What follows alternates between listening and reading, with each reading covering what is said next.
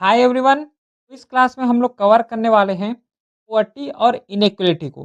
देखो, ये जो चैप्टर है पॉवर्टी और इनइक्वलिटी का एक इम्पॉर्टेंट चैप्टर है और यहाँ से जो है हमें अच्छा खासा क्वेश्चन देखने को मिलता है।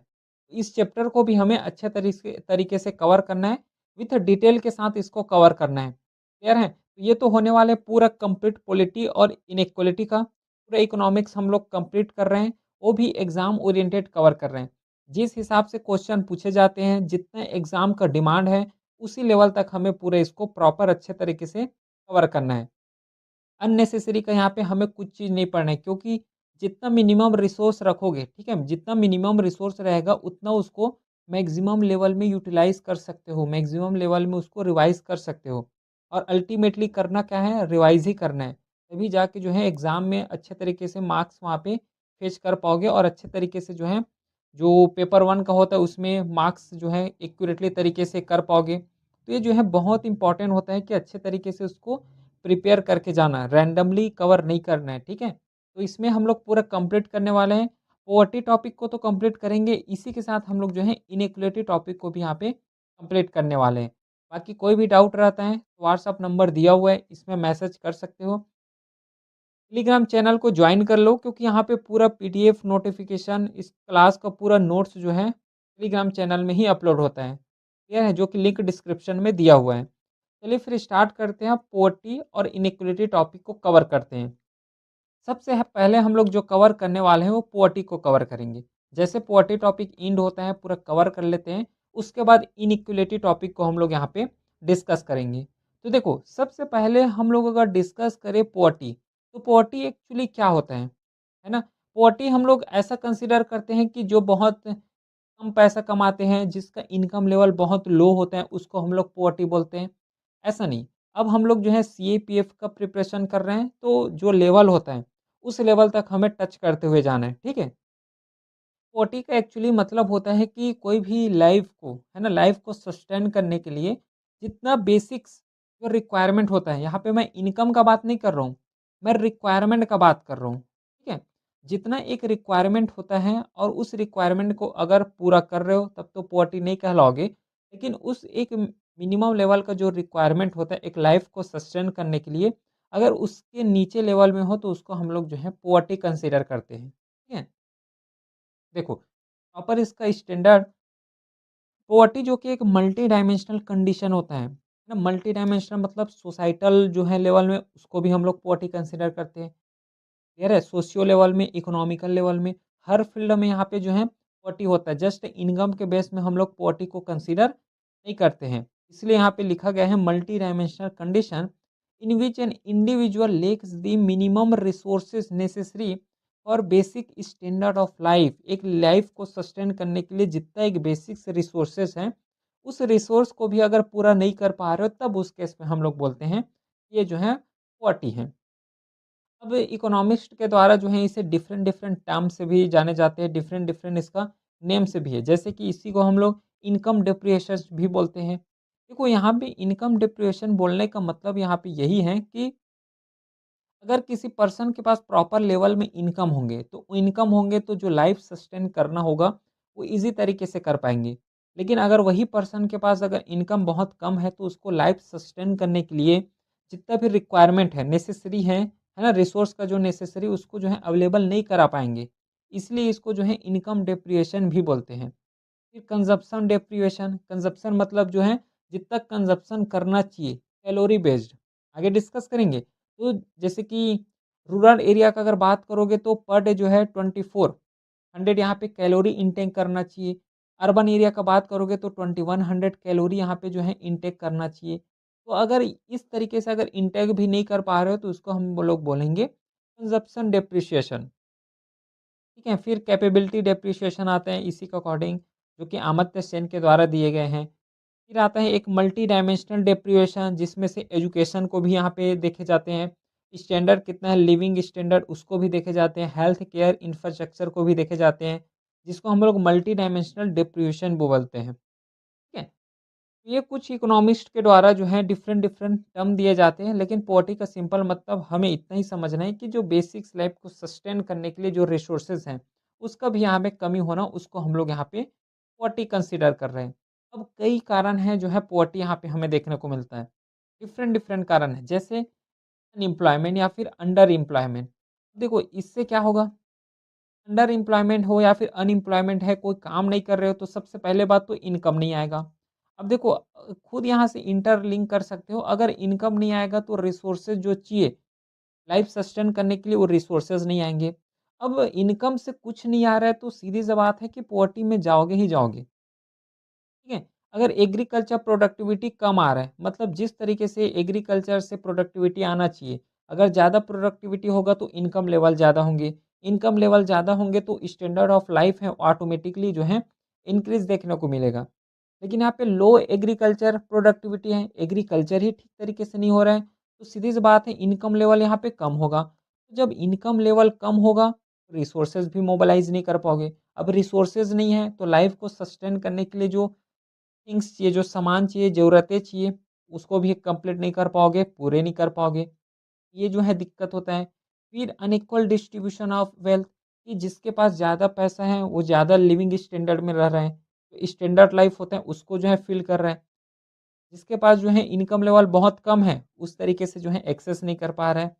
फिर एक जो है मेन इम्पोर्टेंट आता है जो कि कॉज़ेज़ हैं, वो है इन्फ्लेशन का। महँगाई का, क्योंकि देखो हर सामान एट प्रेज़ेंट अगर देखोगे तो कितना महँगा है।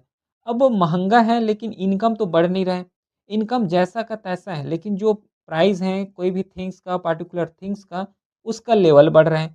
तो उसी सामान में ज़रूरतें को पूरा करना, उसी इनकम में ज़रूरतें को पूरा करना बहुत ज़्यादा चैलेंजेस हो जाते हैं। अगर ख़ास करके इनकम लेवल किसी का बहुत कम है तो। ये भी एक कॉजेज़ हैं जिसके थ्रू पॉवर्टी हमें देखने को मिलता है, और ना चाह के भी जो है इंडिविजुअल को पॉवर्टी में चले जाते हैं। फिर सोसाइटल भी कॉन्सिक्वेंसेस होते हैं, जैसे कि इलिटरेसी हो गया। अब देखो इलिटरेसी है, पढ़े लिखे नहीं हो तो जॉब मिलना मुश्किल है। जॉब नहीं मिलेगा तो इनकम नहीं आएँगे, सैलरी नहीं आएगा। अब सैलरी नहीं आएँगे तो सीधी-सी बात है कि मनी नहीं आएगा, है ना? अब मनी नहीं आएँगे तो फिर रिसोर्सेज़ कहाँ से खरीदोगे? ठीक है? कुछ के बारे में तो अवेयरनेस ही नहीं है। अगर स्कीम भी चला रहे हैं गवर्नमेंट के द्वारा, तो उस स्कीम का भी फ़ायदा नहीं ले पा रहे। क्यों? क्योंकि इलिटरेसी हो, जानते ही नहीं हैं। उस स्कीम के बारे में अवेयरनेस नहीं है। ये जो है सोसाइटल कॉन्सिक्वेंसेज़ हैं, कॉजेज़ हैं, जिसके थ्रू जो है इंडिविजुअल पॉवर्टी की लाइन में चले जाते हैं। फिर कास्ट सिस्टम है, जेंडर इनइक्वालिटी है, कि जो फीमेल हैं उसको लो पार्टिसिपेशन में रखते हैं। फीमेल का इनकम जो है बहुत कम रखते हैं, लो रखते हैं as compare to male. Gender inequality है। ठीक है, उसी के साथ जो है रिस्ट्रिक्टेड राइट्स भी है, मेल को ज़्यादा डोमिनेट देते हैं, फीमेल को कम डोमिनेशन देते हैं।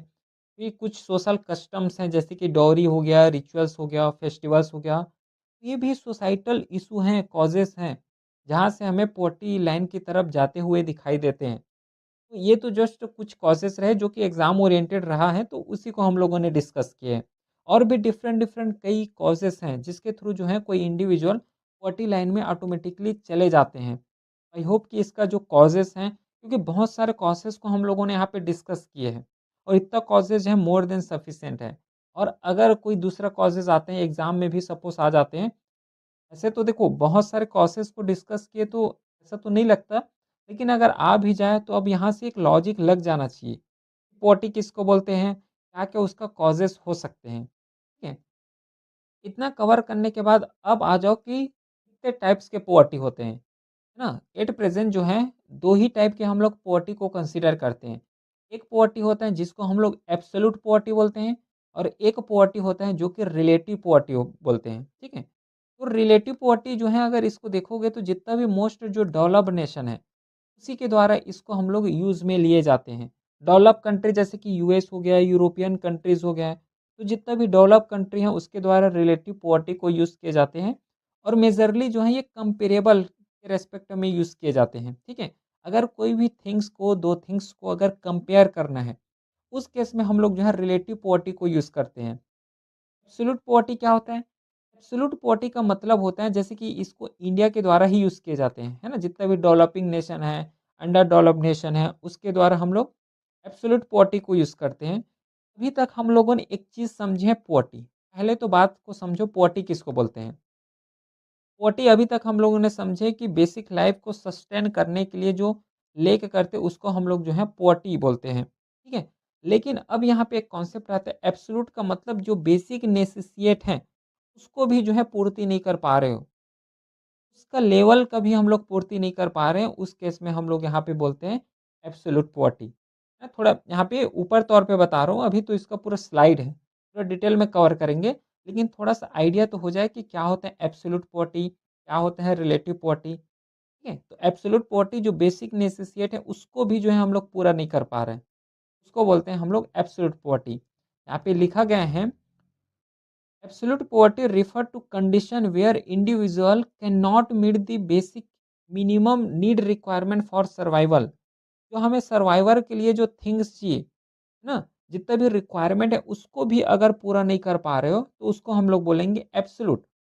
एब्सोल्यूट का मतलब ही होता है पूरा लास्ट लेवल तक, एब्सोल्यूट मतलब पूरा एक्सट्रीम लेवल तक जाके बात करते हैं। क्या-क्या सर्वाइवल लेवल जैसे कि अनएडिक्वेट फूड, जितना कैलोरी में फूड का रिक्वायरमेंट है, उसको भी नहीं ले रहे हो। जैसे कि एग्ज़ाम्पल देते हैं, रूरल एरिया का अगर बात करोगे तो 400 कैलोरी जो है पर डे यहाँ पे लेना चाहिए, ठीक है? तो यही जो है 400 2400 कैलोरी भी अगर नहीं ले रहे हो, देखो कैलोरी लिखा हुआ है ऑलरेडी यहाँ पे, तो अगर इसको भी नहीं ले रहे हो, तो जो है इसको क्या बोलेंगे? एक बेसिक नेसेसिटी है, इसको भी पूरा नहीं कर पा रहे हो। फिर हो गया क्लॉथिंग हो गया, ये भी सर्वाइवल के लिए तो ज़रूरी चीज़ है ना? रिक्वायरमेंट है। शेल्टर हो गया, ड्रिंकिंग वाटर है, educations, basic educations, health services. अगर इन सब चीज़ को भी हम लोग अगर मीट नहीं कर पा रहे हैं, एक जो कि मिनिमम जो है बेसिक्स रिक्वायरमेंट अगर इसको भी मीट नहीं कर पा रहे हो, तो इसको हम लोग बोलते हैं पॉवर्टी, ठीक है? तो एब्सोल्यूट पॉवर्टी बोलते हैं, तो पॉवर्टी का और एक एक्सट्रीम लेवल, ये तो रहा पॉवर्टी। इस पॉवर्टी का और जो है एक्सट्रीम लेवल में जाओगे तो हम लोग बोलेंगे एब्सोल्यूट पॉवर्टी को। क्लियर है? इतना समझ आ गया। तो क्या-क्या हमें कुछ कैरेक्टरिस्टिक्स देखने को मिलते हैं? क्या-क्या कैरेक्टरिस्टिक होते हैं अगर कोई भी एब्सोल्यूट पॉवर्टी है? सबसे पहले बात तो यहाँ पे है मिनिमम फिजिकल सब्सिस्टेंस लेवल होगा। जितना कमाएँगे उतना में ही उसका जो है जो सर्वाइवल होगा उसी में सर्वाइव करेंगे। मतलब उसका जो है सेविंग नहीं कर पाते वो लोग। जो लोग भी अगर एब्सोल्यूट पॉवर्टी में हैं, पहले बात तो सेविंग नहीं कर पाएँगे। जितना ही कमा रहे हो वो सब अपने जो daily day to day life में जितना भी ज़रूरी सामान होता है, रिक्वायरमेंट होता है, उसको ही पूरा करने में जो है उसका पूरा मनी यहाँ पे खत्म हो जाते हैं। एक कैरेक्टरिस्टिक्स है।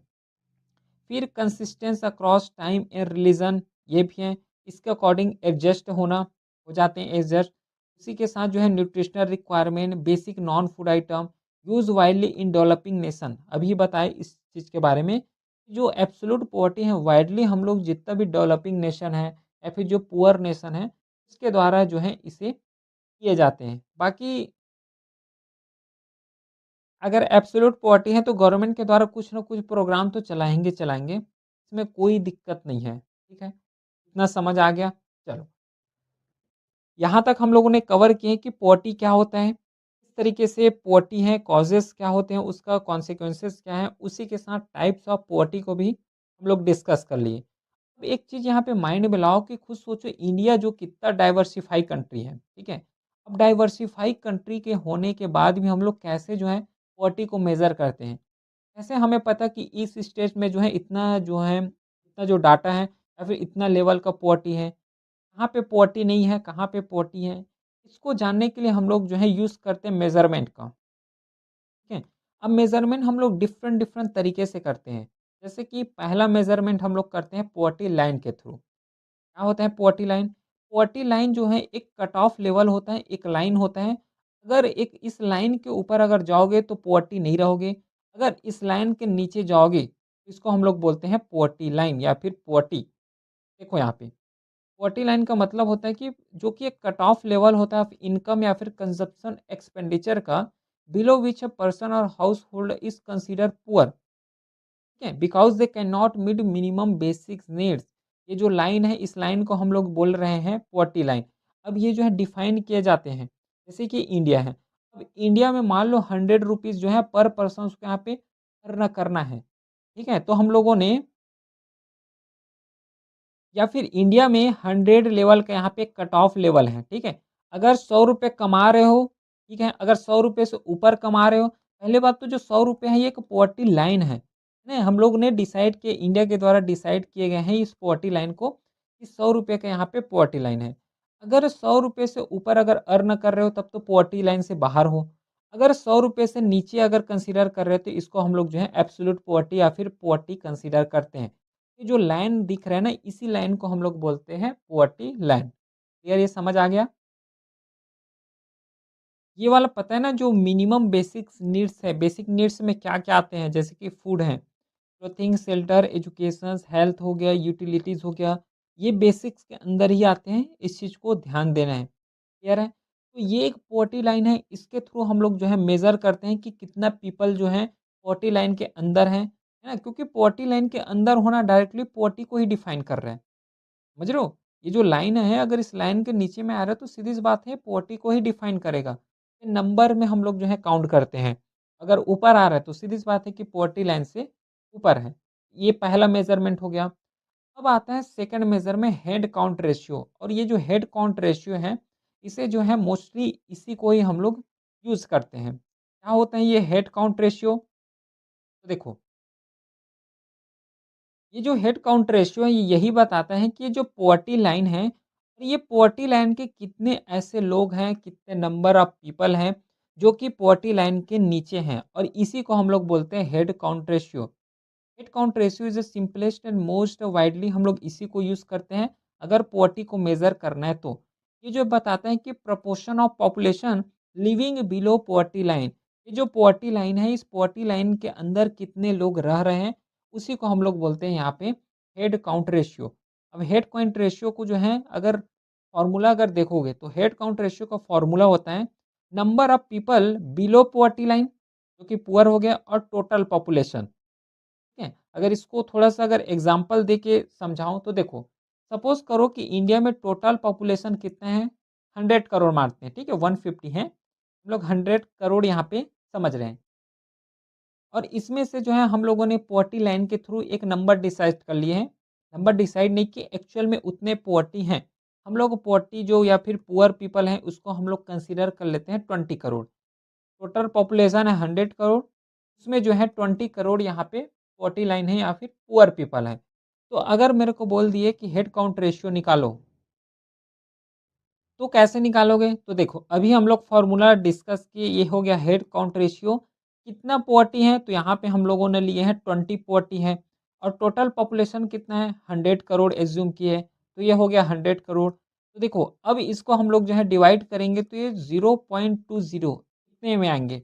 लेकिन यहाँ पे हमें परसेंट में निकालना है, तो हम लोग बोलेंगे कि जो 20% यहाँ पे हैं, 20% इंडिया का जो पीपल हैं, ये पॉवर्टी लाइन है में के अंदर आते हैं, या फिर पुअर पीपल हैं जो कि 20% इंडिया में रिसाइड करते हैं। इस तरीके से जो है हम लोग इस टेबल का यूज़ करके हम लोग हेड काउंट रेशियो को यहाँ पे निकाल सकते हैं। ठीक है? इसका जो है ये मैथमेटिकल एक्सप्रेशंस भी लिखा हुआ है, तो इस चीज़ को बस थोड़ा ध्यान देना है। अब यहाँ पे एक और कॉन्सेप्ट आता है, और इसके थ्रू भी हम लोग जो है पॉवर्टी को जो है डिफाइन करते हैं, मेज़र करते हैं, जिसे हम लोग बोलते हैं poverty gap ratio. Poverty gap ratio क्या होता है? देखो, ये बताता है कि कितने लेवल और कितना जो है पीपल यहाँ पे पॉवर्टी लाइन के नीचे हैं, है ना? उसको यहाँ पे बताते हैं। और एक चीज़ याद रखना, यही डेफिनेशन मैं जो है हेड काउंट रेशियो में भी बताया हूँ। हेड काउंट रेशियो में भी वही बोला हूँ कि जो जितने नंबर हैं पॉवर्टी लाइन के नीचे आते हैं, उसको हेड काउंट रेशियो बोल रहे हैं। और वही डेफिनेशन मैं इसमें बता रहा हूँ कि पॉवर्टी गैप रेशियो में जितने नंबर पॉवर्टी लाइन के नीचे आते हैं, उसको जो है हम लोग पॉवर्टी गैप रिपोर्ट बोलते हैं। एक्चुअल में इसमें डिफरेंसेस क्या हैं? ठीक है? इसमें जो है डिफरेंसेस क्या हैं? तो डिफरेंस इतना सा है, जो हेड काउंट रेशियो होता है ना, एक्चुअली ये नंबर बस में बता देते हैं कि इतना परसेंट, जैसे कि अभी डिस्कस किया ना यहाँ पे देखो, यहाँ पे जो 20% है कि 20% यहाँ पे पुअर पीपल हैं, इंडिया में रह रहे हैं। लेकिन इसका कॉजेज़ क्या है, कॉन्सिक्वेंसेस क्या होगा, किस तरीके से पॉवर्टी लाइन के अंदर आए हैं, पूरा डेप्थ जो है एनालिसिस करने का काम जो है पॉवर्टी गैप रेशियो के द्वारा किया जाता है। ये जस्ट नंबर बस को नहीं बताते कि 20% इंडिया में जो है पुअर पीपल रह रहे हैं, ऐसा नहीं, ये नंबर नहीं बताते। नंबर तो बताते हैं, लेकिन उसी के साथ उसका जो है डेप्थ यहाँ पे रिकवरी करते हैं। डेप्थ तरीके से उसका एनालिसिस करते हैं, उसको हम लोग बोलते हैं poverty gap ratio. I hope कि दोनों यहाँ पे समझ आ गया होगा। उसका जो है फ़ॉर्मूला भी यहाँ पे लिखा हुआ है, चाहो तो अपने लेवल में कंसीडर कर सकते हो। क्या इतना समझ आ गया? चलो। यहाँ तक तो जो एस्टिमेशन करते हैं उसके बारे में भी डिस्कस कर लिए। अब देखो यहाँ पे 2 और मेथड हैं, इसके थ्रू जो है यहाँ पे एस्टिमेशन किया जाता है और करंट मेथड जो है इसी के द्वारा हम लोग यूज़ करते हैं। अगर ग्लोबल लेवल में बात करोगे, ठीक है? अगर ग्लोबल लेवल में बात करोगे तो हमारे पास है मल्टी डायमेंशनल पॉवर्टी इंडेक्स, इसे हर साल यूएनडीपी के द्वारा रिलीज़ किए जाते हैं। और अगर नेशनल लेवल में बात करोगे, उसे जो है नीति आयोग के द्वारा पब्लिश किए जाते हैं, national multi dimensional poverty index, ठीक है? सबसे पहले हम लोग जो है ग्लोबल लेवल का बात करते हैं। ग्लोबल लेवल में पब्लिश किए जाते हैं मल्टी डायमेंशनल पॉवर्टी इंडेक्स। अब इसमें यही बताता है कि कैसे जो है कोई कंट्री रिकवर हो सकते हैं, कितने पॉपुलेशन जो है पूरा 40 हैं, कितने पॉपुलेशंस यहाँ पे पुअर पीपल हैं। इस सब चीज़ के बारे में ये जो रिपोर्ट है, इस रिपोर्ट में भी बता दिए जाते हैं। तो पहले इसी को कवर करते हैं। इसे जो है यूएनडीपी के द्वारा हर साल पब्लिश किया जाता है और डेवलप भी इसी के द्वारा किए गए हैं। 2010 से स्टार्ट है और ये जो यही बताता है कि जितने भी मल्टी डायमेंशनल पॉवर्टी है, उसको एक्चुअल तरीके से मेज़रमेंट करने का काम इसी के द्वारा किए जाते हैं, मल्टी डायमेंशनल पॉवर्टी इंडेक्स के द्वारा। एक्चुअल लेवल में यहाँ पे जो है मेज़रमेंट किए जाते हैं। पूरा डाटा भी बताएँगे, डाटा को बताने के साथ-साथ कैसे उसको रिकवर कर सकते हो, उसको भी जो है इसमें ध्यान दिए जाते हैं। 3 डायमेंशन है जिसके थ्रू कोई भी कंट्री को यहाँ पे रैंक दिया जाता है, उसके परफॉर्मेंस को बताए जाते हैं। कौन-कौन से? एक है हेल्थ, एक होता है एजुकेशन और थर्ड है यहाँ पे लिविंग स्टैंडर्ड। ये जो है 3 स्टैंडर्ड हैं, 3 यहाँ पे डायमेंशन हैं और इन्हीं 3 डायमेंशन को यूज़ करते हुए ये डिफाइन किए जाते हैं कि कोई भी प्रॉपर कंट्री या फिर कुछ पार्टिकुलर कंट्री है, उसका पॉवर्टी इंडेक्स कैसा रहा है, पुअर पीपल को किस तरीके से जो है रिकवर कर रहे हैं, पॉवर्टी लाइन से कितने पीपल को जो है अपलिफ्ट किए। ये 3 लेवल हैं यहाँ पे और तीनों लेवल से पता चल जाएगा, ठीक है? ये देखो अगर हेल्थ यूज़ कर रहे हैं, हेल्थ से क्या पता चलेगा? अगर कोई भी कंट्री का लाइफ एक्सपेक्टेंसी अगर ज़्यादा है, मतलब उसका हेल्थ इंफ्रास्ट्रक्चर बहुत ज़्यादा है। हेल्थ इंफ्रास्ट्रक्चर में मॉडर्न टेक्नोलॉजी का बहुत अच्छे तरीके से यूज़ हो रहे हैं, इसका मतलब वो कंट्री जो है डेवलप नेशन है, ठीक है? या फिर डेवलपिंग नेशन है। इसी के साथ एजुकेशन, अगर एजुकेटेड पर्सन है तो सीधी-सी बात है कि एम्प्लॉयमेंट होंगे, ये अनएम्प्लॉयमेंट तो नहीं होंगे। एम्प्लॉयमेंट होंगे तो इनकम अर्न करेंगे। अब इनकम अर्न करेंगे तो अपना जो लिविंग ऑफ स्टैंडर्ड होते हैं उसको जो है हाई करेंगे, ठीक है? तो ये एजुकेशंस के थ्रू पता चलते हैं। अब लिविंग स्टैंडर्ड वही बताया जितना ज़्यादा मनी होगा, इनकम होंगे उसके थ्रू जो है यहाँ पे लिविंग स्टैंडर्ड भी डिफाइन किए जाते हैं। ये जो है 3 इंडेक्स हैं, 3 डायमेंशन है एक्चुअली, डायमेंशन हम लोग बोलेंगे। टोटल इंडिकेटर तो 10 है, लेकिन डायमेंशंस यहाँ पे 3 हैं और इसी के थ्रू जो है यूज़ किए जाते हैं। अब ये जो है 10 इंडिकेटर्स कौन-कौन से हैं? देखो यहाँ पे, पहला इंडिकेटर होता है हेल्थ, डायमेंशन ये है ना? हेल्थ एक डायमेंशन है, उसके अंदर हम लोग डिस्कस करते हैं न्यूट्रिशन का, चाइल्ड मोर्टेलिटी कितना हो रहा है, ठीक है? चाइल्ड मोर्टेलिटी का मतलब होता है कि 1000 या फिर पर 1000 में कितने यहाँ पे चिल्ड्रन का डेथ हो रहा है। चिल्ड्रन का डेथ होना जो है ये डिफाइन करता है कि वहाँ का हेल्थ लेवल कैसा है। न्यूट्रिशन यहाँ पे वही डिफाइन करता है कि हेल्थ सिस्टम कैसे हैं। और इसका जो है वेटेज, जैसे कि हेल्थ डायमेंशंस देखोगे और एजुकेशन डायमेंशंस को देखोगे तो दोनों डायमेंशन का जो वेटेज होता है 1/6 में होते हैं। बाकी जो लिविंग स्टैंडर्ड होते हैं ना ये 1/18 के वेटेज के हिसाब से इसे कवर करते हैं। एजुकेशन डायमेंशंस को अगर देखोगे तो कितने ईयर ऑफ स्कूलिंग किए हैं। अगर स्कूल को ड्रॉप कर रहे हो, स्कूल को ड्रॉप कर रहे हो इसका मतलब क्या है कि अनएम्प्लॉयमेंट की तरह जा रहे हो, ठीक है? अनएम्प्लॉयमेंट की तरफ जा रहे हो, स्कूल अटेंडेंस कितना है, ये एजुकेशंस के थ्रू पता चलता है। इसी के साथ लिविंग स्टैंडर्ड जो डायमेंशन इसमें क्या-क्या रखे हैं, कुकिंग फूड हो गया, है ना? सैनिटेशन किस तरीके से रख रहे हो, उसी के साथ ड्रिंकिंग वाटर वो भी प्रॉपर साफ वाले, है ना? क्योंकि एट प्रेज़ेंट जो है बहुत सारे मिनरल वहाँ पे कंटामिनेटेड किए जाते हैं। इलेक्ट्रिसिटी का हो गया, हाउसिंग, एसेट्स कितना है और इन सब का जो है, जो वेटेज रहता है ये 1/18 का वेटेज रहते हैं। और ये रहा मल्टी डायमेंशनल पॉवर्टी इंडेक्स और इसी इंडेक्स के थ्रू जो है पता लगाया जाता है कि कौन-सा कंट्री कितना पॉवर्टी लेवल में है, क्या-क्या उसको इनोवेशन की ज़रूरत है। लेकिन ये जो मल्टी डायमेंशनल पॉवर्टी इंडेक्स है, ये ग्लोबल लेवल में डिफाइन किए जाते हैं। ठीक है? प्रॉपर इसे जो है ग्लोबल लेवल में डिफाइन किए जाते हैं। हर एक कंट्री को इसके अकॉर्डिंग जो है रैंक दिए जाते हैं। और उस रैंक के अकॉर्डिंग ये पता चलता है कि कौन-सा कंट्री डेवलप है, कौन-सा कंट्री ऐसा है जहाँ पे पॉवर्टी का लेवल बहुत मिनिमम है, कौन-सा कंट्री ऐसा है जहाँ पे पॉवर्टी का स्टैंडर्ड उसका लेवल बहुत यहाँ पे लो है, ठीक है? यहाँ पे फ़ॉर्मूला भी लिखा हुआ है, चाहो तो फ़ॉर्मूला भी याद रख सकते हो। अब आ जाओ नेशनल लेवल में। अभी हम लोगों ने डिस्कस किया पूरा इंटरनेशनल मतलब ग्लोबल लेवल में डिस्कस किए। अब हम लोग पर्टिकुलर बात करते हैं इंडिया के लेवल में। इंडिया के लेवल में भी सेम वही निकाले जाते हैं, national multi dimensional poverty index. इसे जो है नीति आयोग के द्वारा पब्लिश किए जाते हैं और ध्यान रखना 8 अगर प्रेज़ेंट का बात करोगे, 2025 का भी बात करोगे, जो नेशनल का multi dimensional poverty index release करने का रिस्पॉन्सिबिलिटी है, वो नीति आयोग के पास ही है। देखो यहाँ पे लिखा गया है वही चीज़ कि नीति आयोग के द्वारा इसे रिलीज़ किए जाते हैं। फर्स्ट टाइम 2021 में रिलीज़ किए गए थे। लेटेस्ट जो डाटा यूज़ किए गए हैं, वो नेशनल जो फैमिली हेल्थ सर्वे है ना 5 का, जो 19 से 21 है, ये लेटेस्ट डाटा प्रेज़ेंट है। ठीक है? देखो जितना भी डायमेंशंस यहाँ पे यूज़ किए हैं, यहाँ पे मल्टी डायमेंशन जो ग्लोबल वाले में यूज़ किए हैं, जो यूएनडीपी है उसके द्वारा किए जाते हैं, सेम वही डायमेंशन हेल्थ हो गया, एजुकेशंस हो गया, लिविंग ऑफ स्टैंडर्ड हो गया, इन तीनों डायमेंशंस को भी इसी के द्वारा यूज़ किए जाते हैं। नीति आयोग के द्वारा भी वही डायमेंशंस को यूज़ किए जाते हैं और जो 10 इंडिकेटर्स पढ़े हैं, उसी 10 इंडिकेटर जो हैं, उसको भी नीति आयोग के द्वारा यूज़ किए जाते हैं। बस इसमें मेन एक एडिशन होता है कि यहाँ पे जितना भी कवर होगा रिपोर्ट आएँगे, ये पूरा इंडिया लेवल में होगा, ठीक है? जो यूएनडीपी करते हैं, वो तो पूरा ग्लोबल लेवल का जो है रिपोर्ट प्रिपेयर करते हैं, लेकिन यहाँ पे जो है केवल नीति आयोग के द्वारा इंडिया लेवल में प्रिपेयर किए जाते हैं, ठीक है? बाकी सब एज़ इट इज़ होते हैं। देखो तो क्या डिफरेंसेस हैं यहाँ पे ग्लोबल और नेशनल में? तो पहले बात तो वही है, जो ग्लोबल का है यूएनडीपी के द्वारा पब्लिश किए जाते हैं, नेशनल जो इंडिया का है नीति आयोग के द्वारा इश्यू किए जाते हैं। जो ग्लोबल लेवल वाले होते हैं यूएनडीपी को वहाँ पे 10 इंडिकेटर्स रखते हैं, नेशनल में 12 इंडिकेटर्स होता है, क्योंकि यहाँ पे जो है इंडिया का लेवल भी ऐड हो जाते हैं, इसलिए जो है 12 हो गया। बाकी जितना भी कवर करे हैं सब एज़ इट इज़ है। इतना समझ आ गया? चलो, हम लोगों ने पॉवर्टी के बारे में डिस्कस किए थे तो 2 टाइप में डिवाइड किए गए थे, एक रिलेटिव पॉवर्टी और एक होता है एब्सोल्यूट पॉवर्टी। एब्सोल्यूट पॉवर्टी को हम लोगों ने अभी डिटेल के साथ डिस्कस कर लिए हैं, वहाँ पे कोई डाउट नहीं होना चाहिए। अब जो है नेक्स्ट जो है टाइप्स को हम लोग कवर करते हैं, वो है रिलेटिव पॉवर्टी।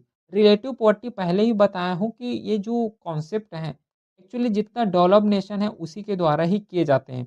अगर कोई भी चीज़ को कंपेयर करना है तो कंपेयर के केस में रिलेटिव पॉवर्टी हम लोग यूज़ करते हैं। कैसे? देखो सपोज़ करो कोई पर्सन एक सोसाइटी में रह रहे हैं। अब ये सोसाइटी में रह रहे हैं कि सोसाइटी में जितना भी पीपल हैं उसका लेवल जो है, उसका स्टैंडर्ड बहुत ज़्यादा है, बहुत ऊँचा है हाई लेवल। लेकिन वही सोसाइटी में एक ऐसा पर्सन है, उसका जो है इनकम लेवल या फिर स्टैंडर्ड ऑफ लिविंग बहुत कम है। तो हम लोग क्या करेंगे कंपेयर करेंगे कि देखो ये जो सोसाइटी है तो सोसाइटी में अब सब लोग जो है पूरा हाई लेवल में रह रहे हैं, लिविंग ऑफ स्टैंडर्ड बहुत ज़्यादा है। लेकिन एक पर्सन ऐसे हैं जो कि लिविंग ऑफ स्टैंडर्ड बहुत कम है। तो कंपेयर कर रहे हैं, इसी कंपैरिजंस को हम लोग जो है रिलेटिव पॉवर्टी बोलते हैं। ये जो पर्सन है ये पर्सन जो है रिलेटिव पॉवर्टी के अंदर में आते हैं, ठीक है? Poverty based on comparison with the average या फिर median standard of living in society, जो कि अभी एग्जांपल के थ्रू बताया हूँ। इसे जो है डेवलप कंट्री के द्वारा यूज़ किए जाते हैं। बाकी ये जो क्या डिफाइन कर रहे हैं, ये एक इनइक्वालिटी को बता रहे हैं। देखो, कि बहुत लोग जो है पूरा हाई स्टैंडर्ड रह रहे हैं, एक अकेला जो है मिनिमम लेवल में रह रहे हैं। एक सोशल एक्सक्लूजन का फीलिंग आता है। लिविंग स्टैंडर्ड का यहाँ पे हम लोग फोकस देते हैं। लिविंग स्टैंडर्ड को यहाँ पे बता रहे हैं। तो एक कंपैरिजंस करने के लिए या फिर कॉमन डेफिनेशन यहाँ पे भी लिखा है। लेकिन जितना डेफिनेशन था, जितना हमारे लिए जो यूज़फुल है, उसको पूरे डिटेल में साथ कवर कर ही रहे हैं। बाकी अगर डिफरेंसेस जानोगे कि रिलेटिव पॉवर्टी और एब्सोल्यूट पॉवर्टी क्या होता है, ये टेबल लिखा हुआ है। कि इसके बारे में तो पूरा डिटेल के साथ कवर कर लिए हैं। एक बार अपने लेवल में इसको कवर करोगे, ठीक है? चलो, इतना तो हम लोग कवर कर चुके हैं। अब कुछ यहाँ पे इम्पोर्टेंट कमिटीज़ के बारे में डिस्कस कर लेते हैं। कि जो पॉवर्टी है, तो पॉवर्टी का ट्रेस हम लोग कब कर सकते हैं? हिस्ट्री के टाइम से। ठीक है? ऐसा तो नहीं है कि इंडिया इंडिपेंडेंस हुआ तो वहीं से पॉवर्टी होना स्टार्ट हो गया, ऐसा नहीं। इसका जो इन्फ्लुएंसेस हैं, इसका कॉजेज़ हैं, तो कॉजेज़ हम लोग इसका इंडिया के हिस्ट्री से भी ट्रेस करते हैं। समझ रहे हो? तो क्या-क्या ऐसे इम्पोर्टेंट कमिटी थे जिसके द्वारा बताए गए हैं कि कैसे इंडिया के जो पॉवर्टी लेवल उसको एस्टिमेट करना है, किस तरीके से प्रमोट कर सकते हो, उसी के लेवल में फर्स्ट कमिटी है वो है वीएम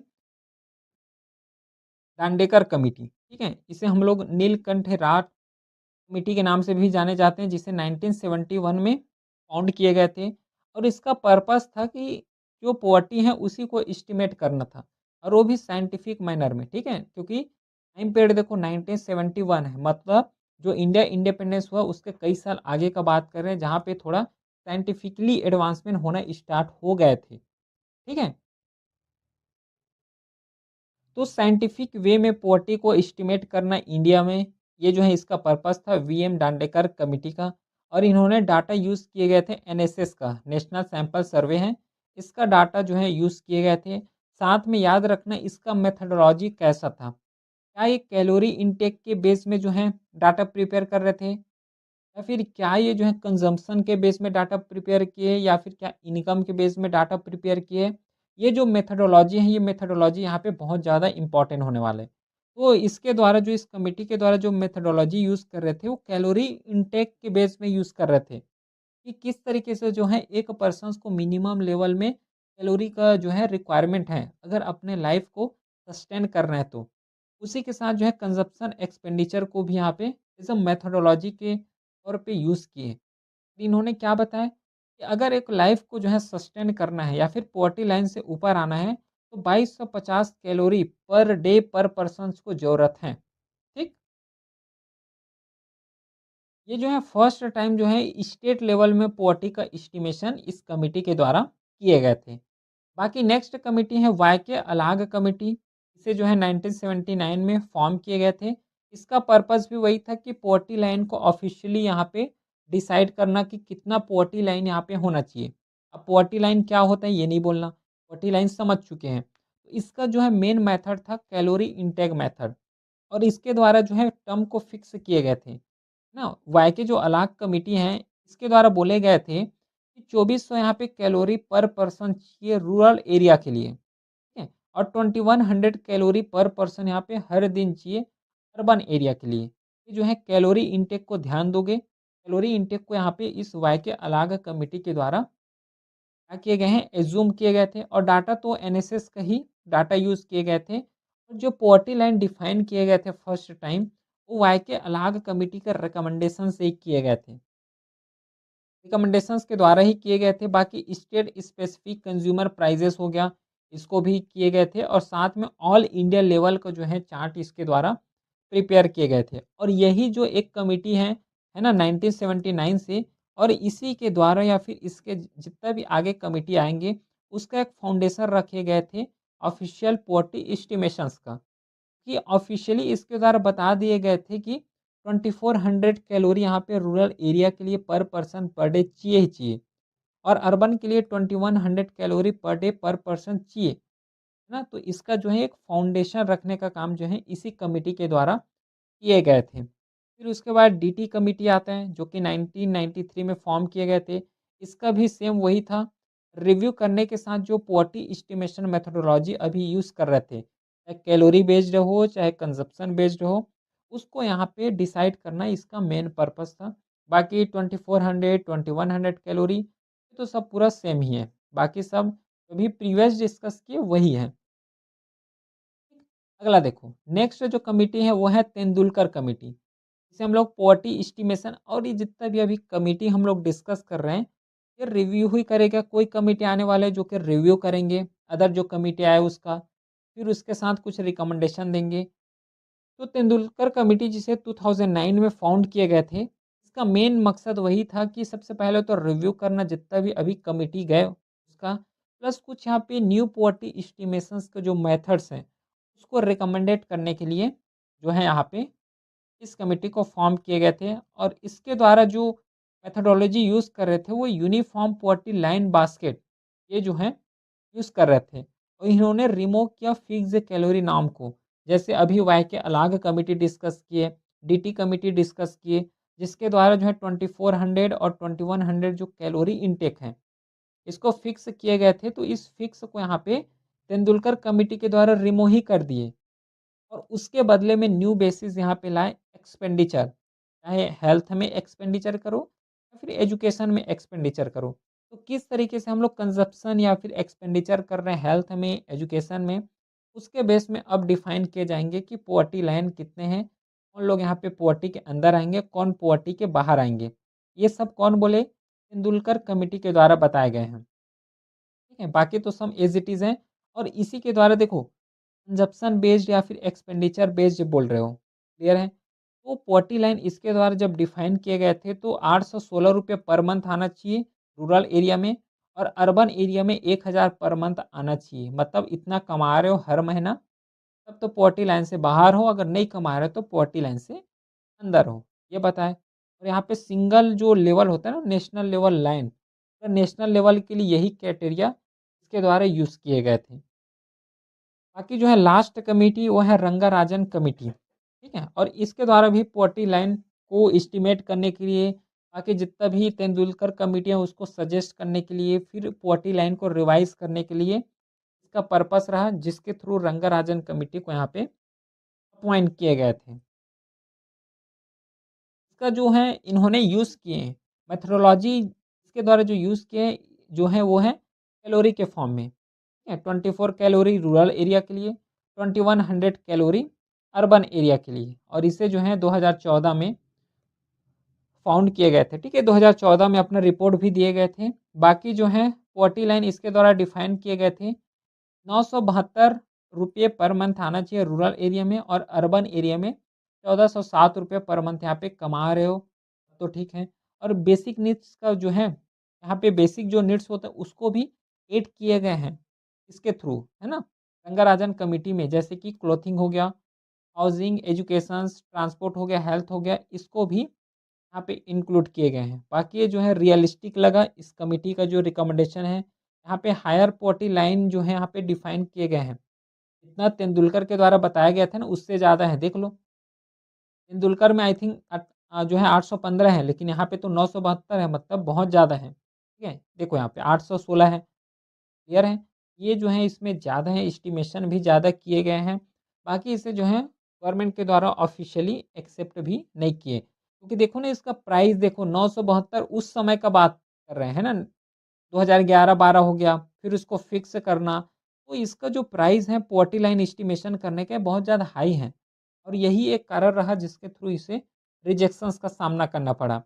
लेकिन एट प्रेज़ेंट का अगर बात करोगे जो करंट मेथड हम लोग यूज़ करते हैं कि कितने पर्सन्स यहाँ पे पॉवर्टी हैं, कितने लोग पॉवर्टी लाइन से बाहर हैं, तो उसको जो है नीति आयोग के द्वारा डन किए जाते हैं मल्टी डायमेंशनल पॉवर्टी इंडेक्स के थ्रू। ठीक है? मल्टी डायमेंशनल पॉवर्टी इंडेक्स क्या होता है, सब चीज़ हम लोगों ने डिस्कस कर ही ली है। समझ आ गया? देखो, यहाँ तक पूरा पॉवर्टी जो है कंप्लीट हो गया, ठीक है? क्या होता है पॉवर्टी, क्या होता है उसका डिफरेंट डिफरेंट कॉन्सेप्ट, टाइप्स हो गया, कॉज़, कॉन्सेक्वेंसेस, हर एक चीज़ को डिस्कस कर चुके हैं। अब आते हैं हम लोग कि इनइक्वालिटी क्या होते हैं, ठीक है? अब इनइक्वालिटी का मतलब यहाँ पे जस्ट इनकम लेवल में नहीं करना कि कोई पर्सन अमीर है, कोई गरीब है। ये तो इनइक्वालिटी का एक ही पार्ट हो गया। ठीक है? इनइक्वालिटी का ये तो एक ही डायमेंशन हो गया जिसके थ्रू हम लोग कंपेयर कर रहे हैं कि कोई पर्सन्स के पास ज़्यादा मनी है, उसका इनकम लेवल ज़्यादा है, तो जो है हायर स्टैंडर्ड का है। इनकम लेवल किसी का कम है, वो जो है लो स्टैंडर्ड के हैं। तो ये जो गैप है ये इनइक्वालिटी बता रहा है। एक एक लेवल है और अदर लेवल भी होते हैं जैसे कि सोसाइटल लेवल हो गया, है ना? इकोनॉमिकल लेवल हो गया, इसे अभी डिस्कस किए। फिर उसके साथ पॉलिटिकल लेवल हो गया, कास्ट बेस्ड हो गया, ये डिफरेंट डिफरेंट यहाँ पे एरिया है। तो अगर इनइक्वालिटी को एक्सप्लेन करना चाहो तो unequal distribution of income, wealth, education, किसी को ज़्यादा एजुकेशन मिल रहा है, बेटर एजुकेशन मिल रहा है, किसी को जो है लो लेवल का एजुकेशन मिल रहा है, हेल्थ सिस्टम, अपॉर्चुनिटी, ये सब चीज़ का जो है अनइक्वल तरीके से डिस्ट्रीब्यूशन होना, उसमें जो गैप होना, इसी को हम लोग बोलते हैं इनइक्वालिटी। ठीक है? और यहाँ पे फोकस जो है मेनली किए जाते हैं वो इनकम बेस्ड किए जाते हैं। मतलब इकोनॉमिकल बेस्ड किए जाते हैं कि किसी पर्सन्स का अगर इनकम ज़्यादा है, तो पर्सन जो है अच्छा लिविंग स्टैंडर्ड रहेगा। कोई पर्सन्स का इनकम कम है, तो उसको हम लोग पुअर बोलेंगे, लो स्टैंडर्ड लिविंग लिविंग रहने वाले हैं। तो रिच और इनकम के बीच जो फ़ोकस रहता है ना, जो डिफ़ाइन किए जाते हैं, वो यहाँ पे ज़्यादा फ़ोकस रहता है इनइक्वालिटी में।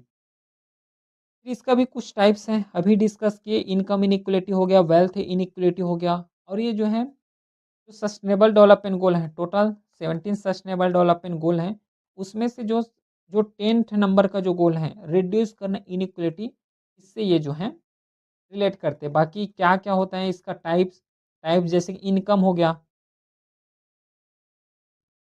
जैसे वेजेस और सैलरीज़ में रिड्यूस होना, डिफरेंसेस होना, वो इनकम इनइक्वालिटी बताते हैं।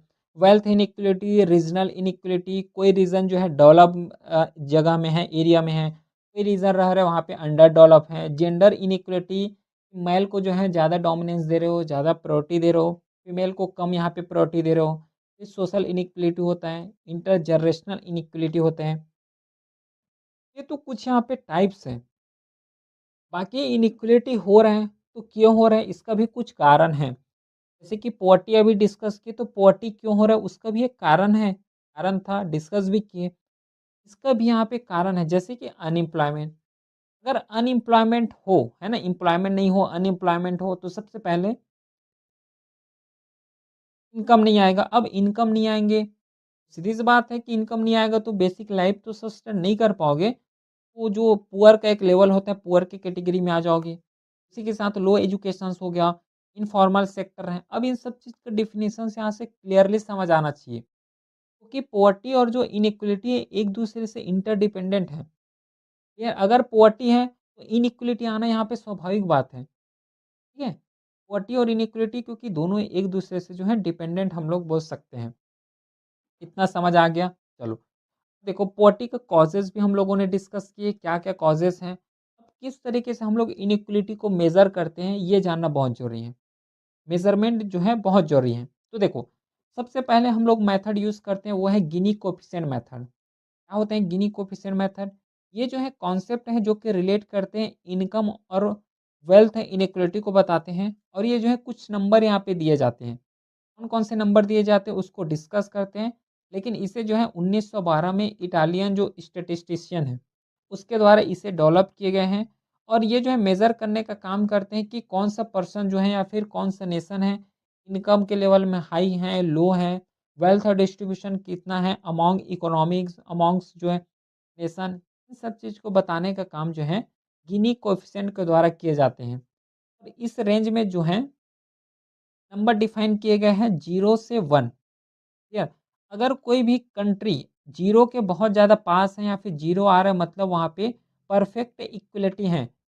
वहाँ का जो इनकम लेवल है, हर पीपल के पास इनकम का जो लेवल है बहुत ज़्यादा समान है, एक समान है। तो उसको हम लोग बोलेंगे परफेक्ट इक्वलिटी, ठीक है? अगर कोई नेशन जो कि 1 के जो है बहुत करीब आ रहे हैं या फिर 1 नंबर में आ रहे हैं, 1 नंबर में आ रहे हैं, तो इसको हम लोग बोलते हैं परफेक्ट इनइक्वालिटी। मतलब वहाँ पे जो पर्सन है, 1 पर्सन हैज़ ऑल इनकम, फिर उसको हम लोग बोलेंगे यहाँ पे परफेक्ट इनइक्वालिटी।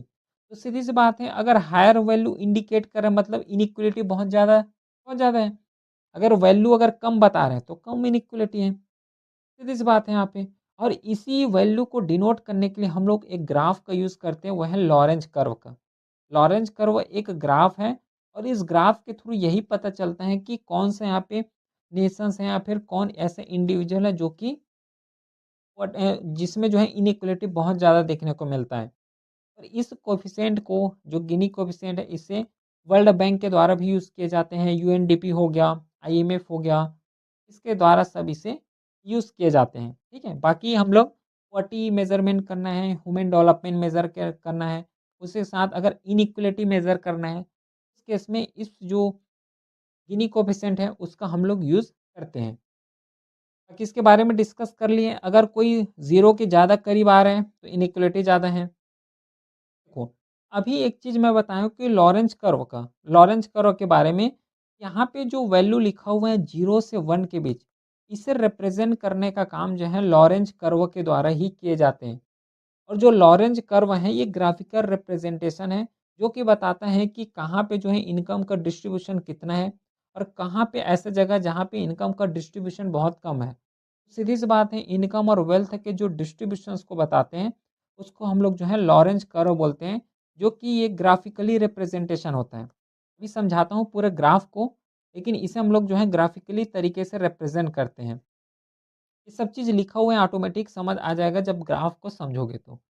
ये जो लाइन दिख रहा है ना ये सीधी सी लाइन, ये जो लाइन है जो कि 45 डिग्री का होता है, ठीक है? 45 डिग्री है और इसी को हम लोग जो है परफेक्ट डिस्ट्रीब्यूशन लाइन बोलते हैं। मतलब अगर इस लेवल में आ रहे हो मतलब परफेक्ट डिस्ट्रीब्यूशन है, सब इंडिविजुअल के पास उस नेशन है तो उस नेशन के सब इंडिविजुअल के पास जो है प्रॉपर मनी है, प्रॉपर लेवल में इनकम है।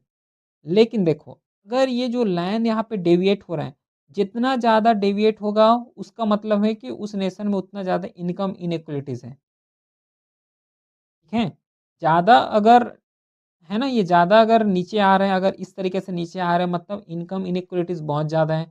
अगर यही चीज़ अगर जितना नज़दीक होगा, इस 45 डिग्री के अगर नज़दीक होंगे, तो उसको ऐसा कंज़्यूम किए जाएँगे कि वो जो नेशन है ये, जो इक्विलिटी होता है, ज़्यादा इक्विलिटी की तरफ जा रहे हैं। ठीक है? तो ये लॉरेंज कर्व या फिर जो गिनी कोएफ़िशिएंट होगा, यही डिफ़ाइन करता है कि अगर ये जो ग्राफ है ज़्यादा नीचे आ रहे हैं, ना ज़्यादा फैल रहे हैं, मतलब इनइक्वालिटी बहुत ज़्यादा हो रहे हैं। अगर कम जा रहे हैं या फिर डायरेक्टली 45 एंगल के जो हैं सीधे में आ रहे हैं या फिर उसी के आस-पास हैं, वहाँ पे जो इक्विलिटी है, ये ज़्यादा है। इसी को यहाँ पे डिफ़ाइन किए जाते हैं। बाकी इन दोनों के बीच कंपैरिज़न्स क्या होता है, इसके बारे में यहाँ पे लिखा गया है। ठीक है? अब इफ़ेक्ट तो बहुत ज़्यादा ही होने वाला है इसका।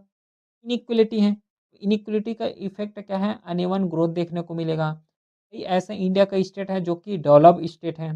कई ऐसा स्टेट देखने को मिलेगा कि अंडर डेवलप है। क्या शो कर रहे हैं? ये इनइक्वालिटी को ही तो शो कर रहे हैं। अगर कोई भी स्टेट अगर ज़्यादा डेवलपमेंट हो रहा है और कोई भी स्टेट अगर कम डेवलपमेंट हो रहा है तो इन दोनों का गैप इनइक्वालिटी को ही बताएगा। लो कंज़म्पशन हो गया, पॉवर्टी गैप बहुत ज़्यादा होगा। हाई इन्फ्लेशन रिस्क है, फिर टैक्स इवेज़न है। ये सब चीज़ है जो कि बहुत ज़्यादा इफ़ेक्ट डालते हैं इनइक्वालिटी के थ्रू। ठीक है, इतना समझ आ गया? देखो यहाँ तक हम लोगों ने जो है बेसिक्स पूरे कवर कर चुके हैं। क्लियर है? पॉवर्टी क्या होता है पूरा समझ चुके हैं, इनइक्वालिटी क्या होते हैं इसको भी समझ चुके हैं। अब थोड़ा-सा लास्ट में काम करना है हमें, प्रेज़ेंट स्टेटस क्या है इनइक्वालिटी का इंडिया में, इसको समझना है। कि इसको जानना बहुत ज़रूरी है कि अभी जो है प्रेज़ेंट स्टेटस क्या है। तो अगर गिनी कोएफ़िशिएंट मतलब इनकम कंजप्शंस के मामले में अगर देखोगे, है ना? और पता करेंगे, तो वर्ल्ड बैंक के अनुसार जो है गिनी कोएफ़िशिएंट 25.5 है। पॉवर्टी रिडक्शंस के मामले में जाओगे तो 1.7 मिलियन यहाँ पे एक्सट्रीम पॉवर्टी की कैटेगरी के अंदर आ रहे हैं। ध्यान देना, बल्कि 2011 जो 23 तक हैं, वहाँ से डिक्लाइनिंग रहा है। लेकिन जो एक्सट्रीम पॉवर्टी का जो लेवल है अभी 171 मिलियन है पूरे वर्ल्ड में। उसी के साथ वेल्थ इनइक्वालिटी है और साथ में इनकम शेयर बाय परसेंटेज ये भी लिखा हुआ है। तो ये जो स्लाइड है ना टेलीग्राम में अपलोड हो जाएगा, एक बार इसको रीड बस कर लेना। क्लियर है? ये तो रहा पूरा ओवरऑल ऑल अबाउट पूरा पॉवर्टी और इनइक्वालिटी, जहाँ से क्वेश्चन बनता है, जहाँ से पूछे जा सकते हैं। हर एक क्वेश्चन को हम लोग डिटेल के साथ यहाँ पे कवर किए हैं। क्लियर है? तो चलिए फिर मिलते हैं अब नेक्स्ट क्लास में, तब तक के लिए thank you. Have a great day.